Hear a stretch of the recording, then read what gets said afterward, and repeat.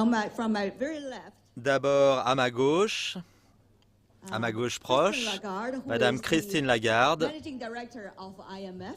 Welcome, Ms. Lagarde. 我们鼓鼓掌吧。Thank you so much. Merci beaucoup. Jack Ma, who is the Et founder Jack Ma, le and also fondateur chairman of Alibaba. et président d'Alibaba. Thank you. Merci. This year's Boao has several keywords. Cette année, à Boao, nous avons plusieurs mots-clés: ouverture, innovation, prospérité. Why don't I start from a very open question? Alors pourquoi ne pas commencer par la première question? Enjoy continued. Comment peut-on avoir une prospérité continue? As simple as that. How about lady first? Okay. C'est tout simple, et les femmes en premier. Alors, une question pour madame. Merci de me donner la priorité. D'abord, je voudrais faire observer que nous n'avons jamais eu ce niveau de prospérité et de croissance pendant longtemps. Et ce que nous voyons maintenant, c'est un rétablissement qui a pris des racines avec des caractéristiques. Ces caractéristiques, c'est que la croissance est très bien répartie. Nous prévoyons 3,4% cette année, ainsi que l'année prochaine. Ces chiffres sont très proches de ce que nous avions avant la crise. Deux caractéristiques à cette croissance: elle est très bien éparpillée dans le monde, et deuxièmement,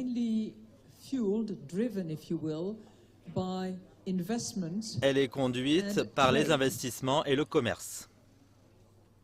Nous avions une croissance, mais qui était prédominamment conduite par beaucoup de consommation. Ce sont deux facteurs distincts qui nous indiquent que c'est un bon développement. Et si nous ne faisons pas trop d'erreurs,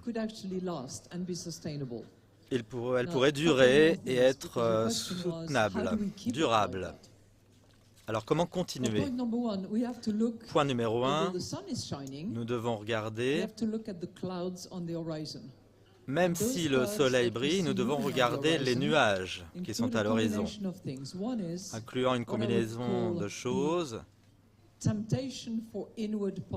D'abord, la tentation à une politique que je qualifierais d'intérieure,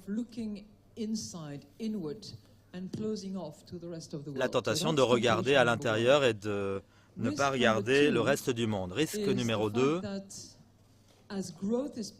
le fait que, à mesure que la croissance arrive, il y a des stimulus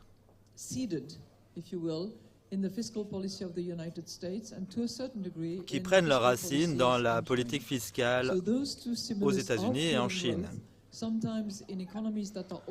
Parfois, dans les économies qui ont déjà fermé, nous avons le risque de la surchauffe, qui risque de stimuler l'inflation.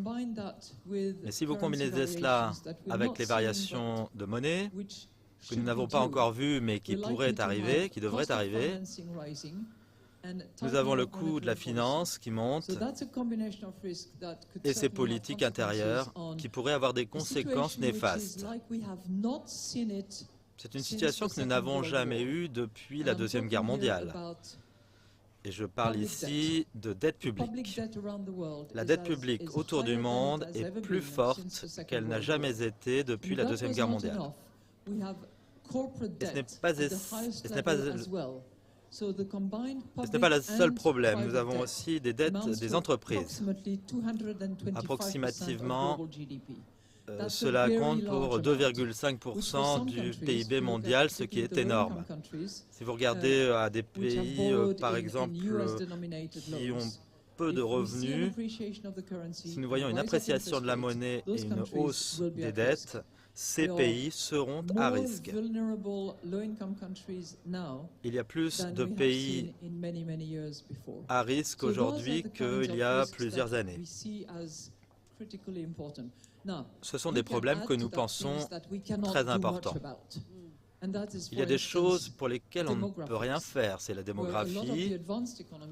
Beaucoup d'économies avancées ont un problème d'âge, de population vieillissante. Des pays comme la Chine vont faire face au vieillissement, un jour ou l'autre, et des booms démographiques dans d'autres pays pour lesquels on ne peut pas faire grand-chose non plus. Alors ce sont des problèmes qui ne peuvent pas être adressés de façon identique. Ce sont des nuages, ce sont ce que j'appelle des nuages qui viennent bloquer le soleil. Et maintenant, je devrais passer la parole à Jack Ma. Alors, Monsieur Ma, que pensez-vous de cette prospérité? D'où vient-elle? Alors, je pense que pour garder la prospérité, il y a deux choses, la paix et le développement. C'est ce que j'appelle les deux G, les deux O, les deux objectifs. D'abord, la paix et le développement. Pour garder le développement, avec l'expérience chinoise, la Chine ouvre son marché. Elle s'ouvre à l'intérieur et à l'extérieur. Sans cette politique, moi, Jack Ma, je ne serais pas assis ici avec vous. Deuxièmement, c'est l'innovation. Ce monde va faire face à des défis immenses. Le défi de la pauvreté, le défi de l'environnement et le défi de la technologie. Pour résoudre ces défis, nous avons besoin d'innovation. Nous ne pourrons jamais résoudre les problèmes d'hier de la vieille façon en stoppant les espoirs du futur. Donc je pense que nous devons continuer l'innovation. L'innovation est la seule façon de résoudre le problème. L'apprentissage, l'éducation. Et je pense que la croissance chinoise qui a été très forte ces dernières années, les gens disent que la Chine s'est fermée, mais je crois que c'est quelque chose que nous pouvons discuter. Vous auriez bien du mal à trouver aujourd'hui des entreprises à succès en Chine, aux États-Unis. Et pourtant, ça arrive en Chine. L'ouverture chinoise et aussi l'apprentissage chinois. Je dirais qu'à Shanghai, Tianjin, Beijing, Guangdong ou même à Haikou,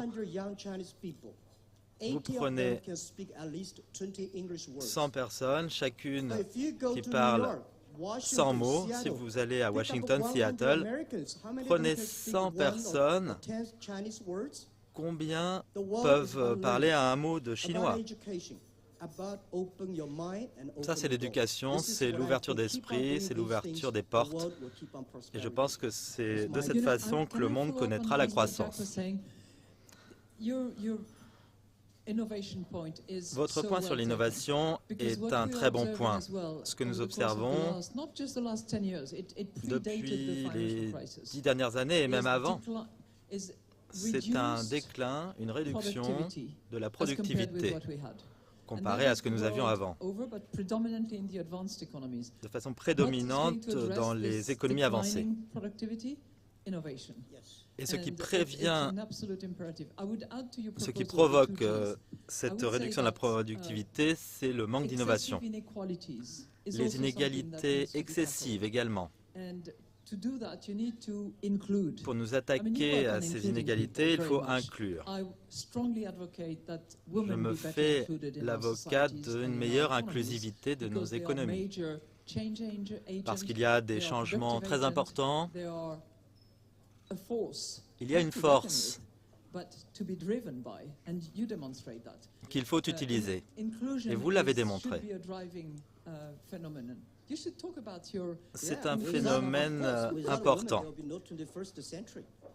Vous devriez parler des femmes. Oui, vous savez, sans femmes, il n'y aurait pas d'innovation dans ce siècle.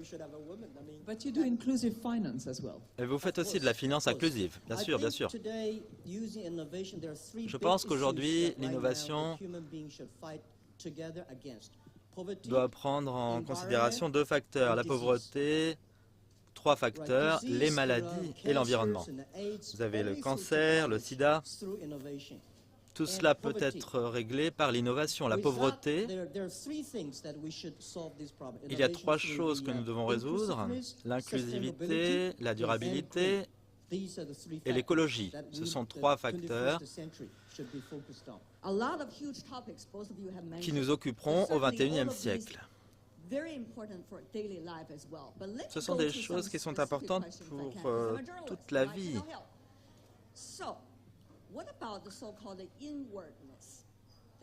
Alors, est-ce que vous pouvez nous expliciter ce concept d'intériorité? Nous voyons le commerce apparent, les conflits commerciaux qui se font jour entre les États-Unis et la Chine. Quelles sont les perspectives concernant ce problème? Alors, je ne vais pas parler des dernières tensions.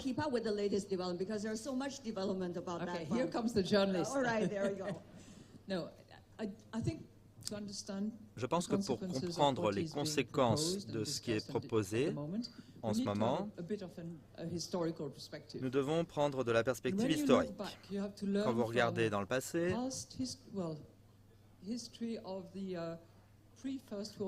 l'histoire d'avant la Première Guerre mondiale et jusque dans les années 30.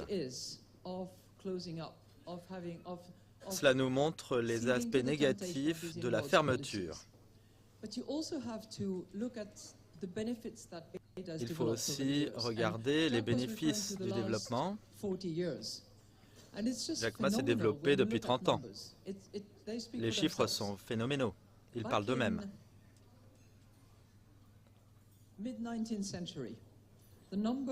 Au milieu du 19e siècle, les gens qui étaient dans l'extrême pauvreté comptaient pour 20%.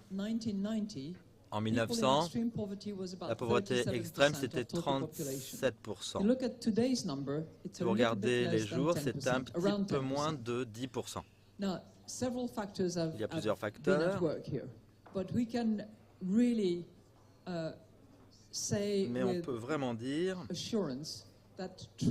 avec assurance que le commerce a été un facteur majeur pour réduire l'extrême pauvreté. C'est le numéro 1. Et puis l'innovation, numéro 2. Et s'il y a une théorie du ruissellement, c'est concernant l'innovation.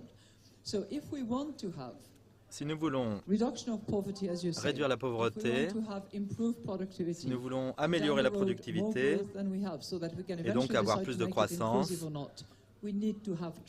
il nous faut le commerce. Alors 2 points à propos de cela. Ce commerce doit se faire selon les règles que les joueurs, que les acteurs ont acceptées. Il faut un commerce multilatéral. Il y a des accords plurilatéraux et c'est très phénoménal. L'Europe, le Japon, 44 pays d'Afrique qui ont décidé de se mettre ensemble au sein de l'Union africaine. D'autres ne les ont pas encore rejoints, mais ils vont le faire. Ce commerce doit être conduit selon ces règles. Quand il y a des allégations de dumping ou des pratiques non concurrentielles, il y a des mécanismes de litige qui doivent être utilisés. Nous devons donner la juridiction à l'OMC. De la même façon, les gens doivent coopérer pour réduire leurs différences et rétablir une façon d'opérer qui soit la même pour tous. Et deuxièmement, nous ne pouvons pas nier le fait que certaines régions, certaines industries ont été affectées par le commerce. Certains endroits dans mon propre pays ou dans d'autres économies avancées, certaines industries ont été frappées. Elles ont été frappées partiellement par le commerce, par la technologie. Et pour ceux qui ont été réellement impactés, des mesures doivent être prises. Il faut former ces gens, il faut leur donner des opportunités de se réinsérer dans l'économie. Je pense que les dirigeants n'ont pas pris en compte ces gens qui souffrent.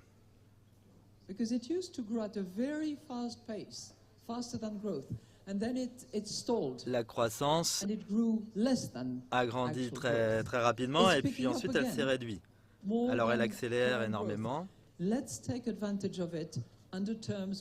Il faut prendre cela en considération. Nous devons nous baser sur les règles et ne pas désavantager les personnes qui pourraient perdre leur emploi ou qui pourraient souffrir de la croissance.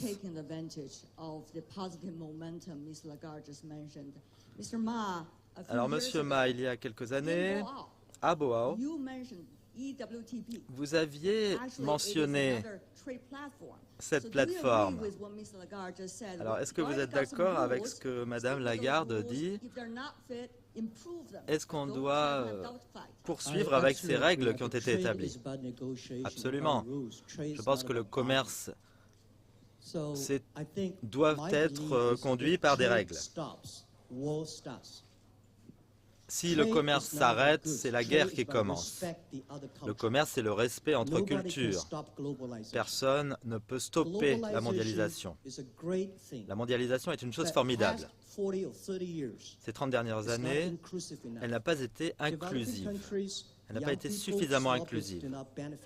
Beaucoup de gens n'en ont pas profité. Il faut régler cela. Je n'arrive pas à croire, aujourd'hui, en tant qu'homme d'affaires, je ne pense pas que le déficit commercial soit un problème. Le PIB de l'Amérique l'an dernier était de plus de 2% de croissance. Et la Chine, 6,7%. Les deux ont cru de façon très importante. Deuxièmement, mon point de vue, c'est à propos des emplois.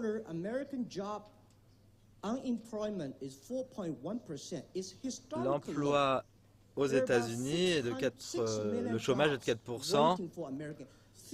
C'est historiquement très bas. Tout le monde aux États-Unis peut trouver un emploi. S'ils ne le font pas, c'est qu'ils ne le veulent pas. Ensuite, je pense que ces 30 dernières années, la Chine a produit le revenu et les États-Unis les profits. Alors, les Chinois, nous sommes très nombreux. Nous adorons ce PIB, mais nous ne faisons pas d'argent. Les États-Unis ne font pas des gros chiffres, mais ils font beaucoup de profits. Donc, je ne vois pas de problème ici avec le déficit commercial. Ce sont les deux plus gros pays du monde, les deux plus grandes puissances commerciales. Comment ne pourrait-elle pas avoir de problème? Il y a forcément des problèmes. Mais le problème ne peut pas être résolu en utilisant la guerre commerciale. C'est comme dire que attraper la fièvre est un problème. Mais vous n'allez pas résoudre la fièvre par une chimiothérapie. Alors je suis très inquiet à propos de cela. Nous ne pouvons pas gagner la guerre avec les solutions d'hier pour les problèmes d'aujourd'hui. Mais je me souviens que vous aviez promis que vous créeriez 1 million d'emplois aux États-Unis. Et c'est ce que je dis.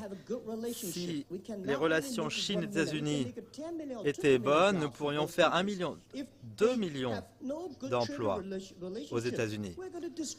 Et si nous avons de mauvaises relations commerciales, nous allons détruire des emplois. C'est pour ça que les gens comme moi sont confiants dans le fait que nous allons résoudre ces problèmes. Alors, je ne suis plus une femme d'affaires, mais je l'étais auparavant. Et je suis bien placé pour donner quelques conseils, je pense. Alors, il y a deux choses à faire pour réduire les barrières commerciales, y compris en Chine. D'abord, c'est dans l'industrie des services. Nous savons que les pays passent de l'agriculture à l'industrie et aux services. Certains passent l'industrie. Et s'il y a un domaine où il y a encore beaucoup de barrières, c'est dans les services. Et il y a beaucoup de croissance à trouver dans ce domaine. Donc il faut moins de barrières, mais aussi dans beaucoup plus de domaines. Alors le prochain thème, cette année marque 40 ans d'ouverture de la Chine. Et c'est un miracle et je voudrais savoir ce qu'il y a derrière. Alors, d'abord, Monsieur Ma, est-ce que la Chine va toujours connaître cet élan que nous avons connu pendant 40 ans?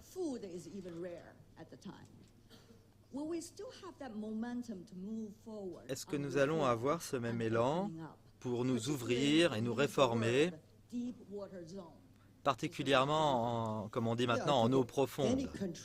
Alors, tous les pays vont avoir... Alors, est-ce que vous êtes en train de donner un conseil ou vous dites que ça va se passer? Moi, je pense au grand leader avec une grande vision. En tant qu'être humain, nous voulons tous une meilleure vie. Ces dernières années, la Chine a sorti des millions et des millions de personnes de la pauvreté. Ils ne veulent pas juste sortir de la pauvreté, ils veulent une meilleure vie.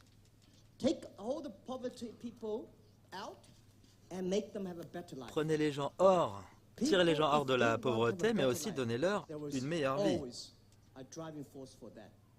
Si les gens veulent une meilleure vie, c'est ça la locomotive de la croissance.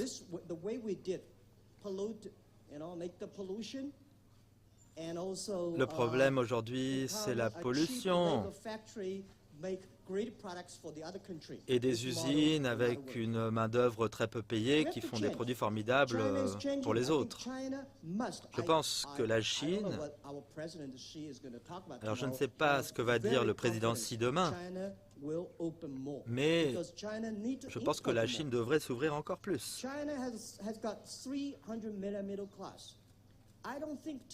La Chine a une classe moyenne immense de 300 millions de personnes. Et ces gens-là veulent tous une meilleure vie. Environnement, eau, qualité de vie. Les 30 prochaines années, la Chine va importer. Et en important, nous allons acheter beaucoup de choses partout dans le monde. Si vous avez de la bonne nourriture, votre faculté de manger est de plus en plus grande. Si vous avez une mauvaise nourriture, vous mangez de moins en moins. Les gens veulent une vie meilleure, c'est ce que je pense. Et vous comptez sur Alibaba pour faire ça, n'est-ce pas? Vous êtes très intelligent, Monsieur Ma.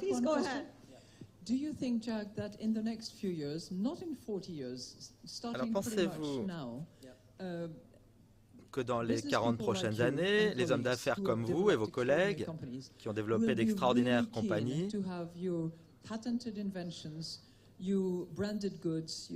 seraient prêts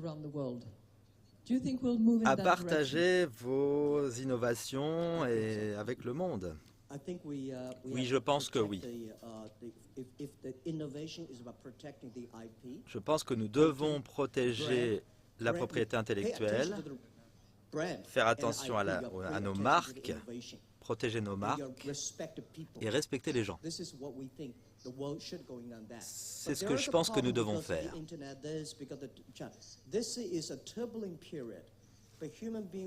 C'est une période de turbulence, mais je pense que les êtres humains vont la dépasser. Il y a une solution. Nous n'avons peut-être pas la solution, mais il y a une solution. Nos enfants trouveront la solution dans un monde de femmes.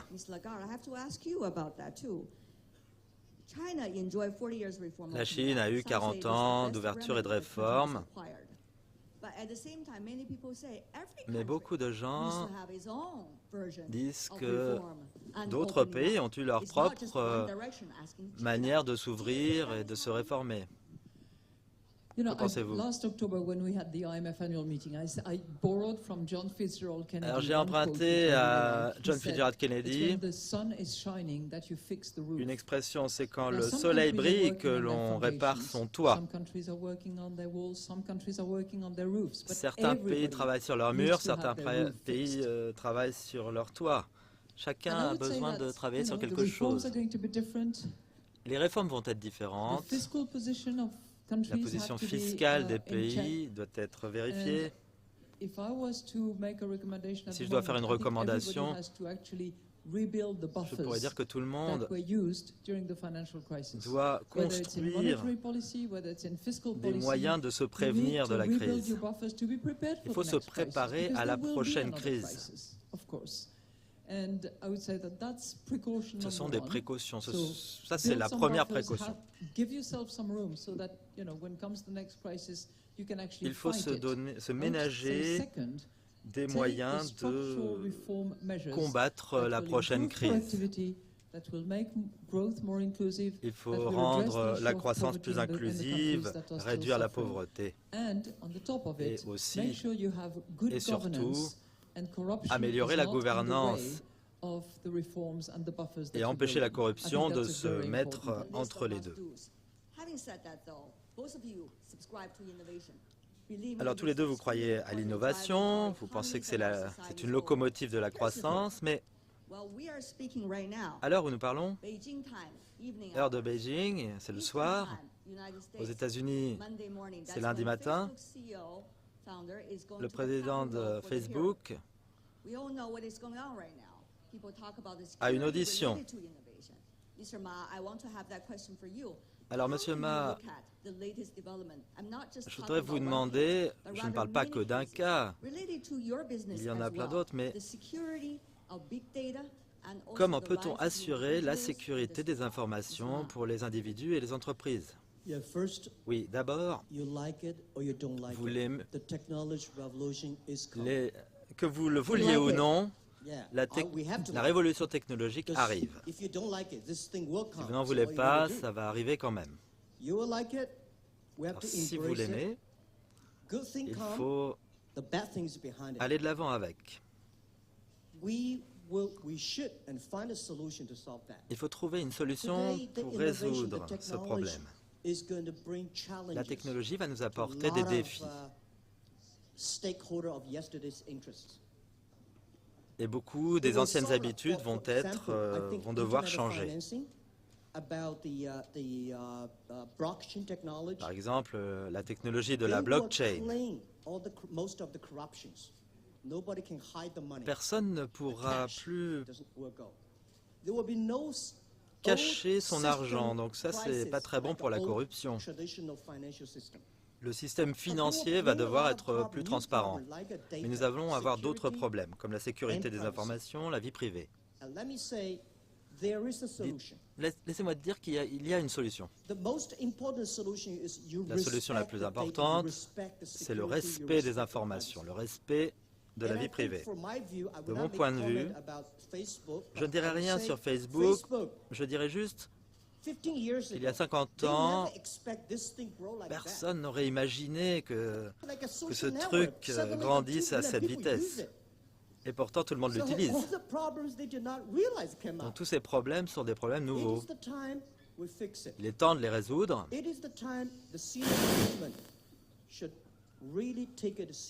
Voilà, il est temps de le prendre au sérieux. Et le problème sera résolu. Il ne faut pas accuser une entreprise à cause de ce problème. Cette compagnie doit prendre une part de ses responsabilités. À partir de maintenant, nous devons travailler là-dessus. Donc moi, je crois en l'innovation. Je ne suis pas un mec technique, mais je m'y connais un peu en Internet. Voilà, je ne m'y connais pas franchement en Internet, mais j'ai pris Internet dans mes bras. Voilà, il faut savoir ce qu'il y a derrière, il faut savoir les bonnes choses comme les mauvaises. Et c'est de cette façon que nous pourrons utiliser l'Internet pour résoudre nos problèmes par l'inclusivité, et c'est la vie. Eh bien, je vois que nous avons deux philosophes avec nous ce soir. Je pense que M. Ma a dit clairement ce qu'il fallait faire. La gouvernance doit aider le développement. Au XXIe siècle, il y a des problèmes, la technologie, l'innovation. Je n'ai pas la réponse à cela. Non, quand je ne sais pas, je ne sais pas. Je pense que c'est une question que beaucoup de gens se posent. Étant donné la vitesse à laquelle la technologie avance, notre cerveau humain, notre capacité à changer les règles de la gouvernance, les institutions qui nous gouvernent, doivent être modifiées, car on combat le feu par le feu. Si vous pensez que la blockchain est une menace aux réglementations sur l'environnement que nous avons construites,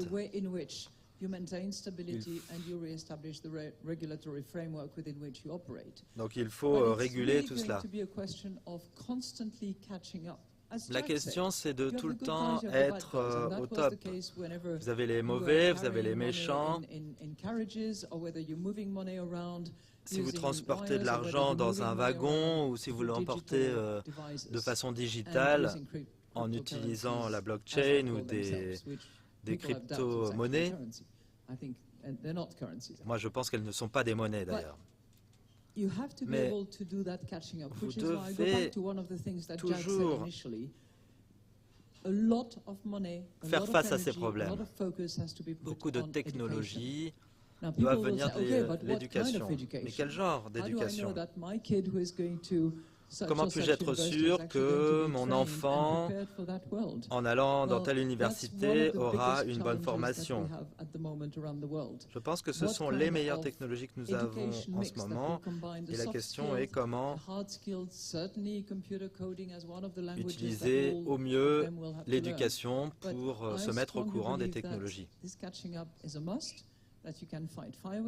pense qu'il faut combattre le feu.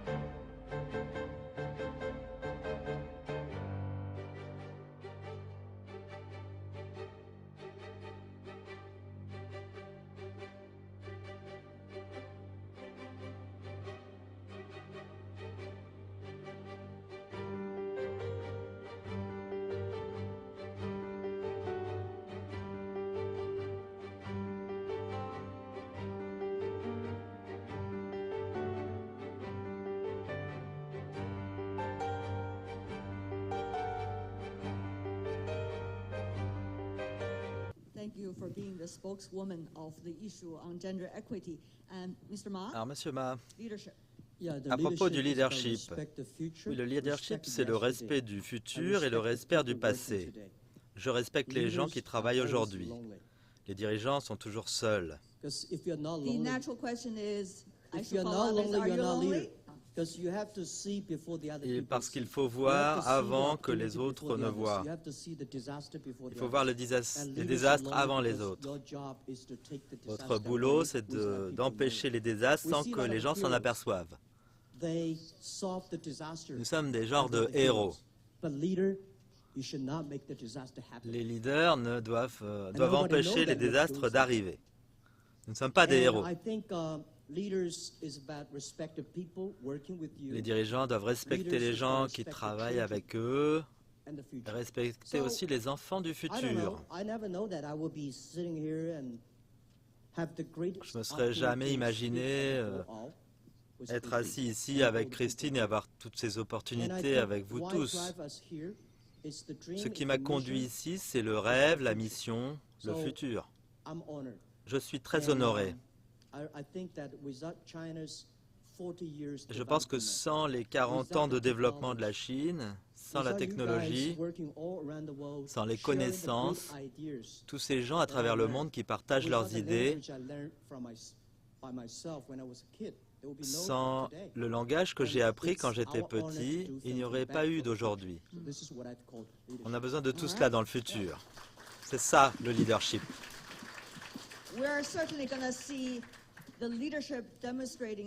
Alors nous allons voir une démonstration de leadership demain à la cérémonie d'ouverture.